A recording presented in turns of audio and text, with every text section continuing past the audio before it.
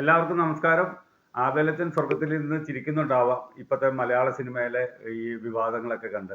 കലാഭവന്റെ പേര് കൂട്ടിച്ചേർത്ത ആരും ഈ വിവാദത്തിലൊന്നും പെടാത്തതിലൊക്കെ ഞങ്ങൾക്കൊക്കെ സന്തോഷമുണ്ട്.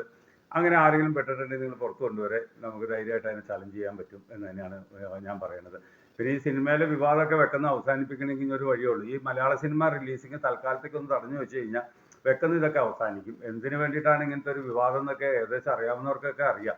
കാരണം വെച്ച് കഴിഞ്ഞാൽ കലയിൽ നടന്നുകൊണ്ടിരിക്കുന്ന കാലങ്ങളായിട്ട് നടന്നുകൊണ്ടിരിക്കുന്ന കുറേ കാര്യങ്ങളാണ് ഇപ്പോൾ കുറച്ച് പേര് വിളിച്ചു പറയും കമ്മിറ്റി റിപ്പോർട്ടിലൊക്കെ വരികയൊക്കെ ചെയ്തേക്കുന്നത്. അത് ഇത്ര വലിയ വിവാദമാക്കി കൊണ്ടുവന്ന ഒരു ഇൻഡസ്ട്രീനെ മുഴുവൻ നശിപ്പിക്കുന്ന ഒരു രീതിയിലാണ്. അത് തന്നെയല്ല ഇതിപ്പോൾ ബാക്കി അഭിനയിച്ചുകൊണ്ടിരിക്കുന്ന ഫീമെയിൽസിനും ഇതൊരു ക്ഷീണമല്ലേ? കാരണം വെച്ച് കഴിഞ്ഞാൽ ഇപ്പം നേരത്തെയൊക്കെ ആൾക്കാർക്ക് ചെറിയ സംശയങ്ങളൊക്കെ ഈ കലാരംഗത്തെ കുറിച്ചൊക്കെ ഉണ്ടായിരുന്നു. ഇപ്പൊ ആൾക്കാർ പൂർണ്ണമായിട്ടും അത് ധരിക്കുക തന്നെയാണ് ചെയ്യുന്നത്. ആവശ്യമില്ലാത്ത കാര്യങ്ങൾ ധരിക്കുകയാണ് ചെയ്യുന്നത്. അത് നിൽക്കുന്ന ആർട്ടിസ്റ്റിനും ഇനി വരുന്ന തലമുറയ്ക്കൊക്കെ അത് വളരെ പേരുദോഷമായിട്ട് തന്നെ വരുള്ളൂ. ദൈവത്തെ ഓർത്ത് ഈ വിവാദമൊക്കെ ഒന്ന് അവസാനിപ്പിച്ച് കലാരംഗം പഴയതുപോലെ മുന്നോട്ട് ശക്തമായിട്ട് വരണമെന്ന് തന്നെയാണ് ഞങ്ങളെപ്പോലെയുള്ള ഒരു ആഗ്രഹം.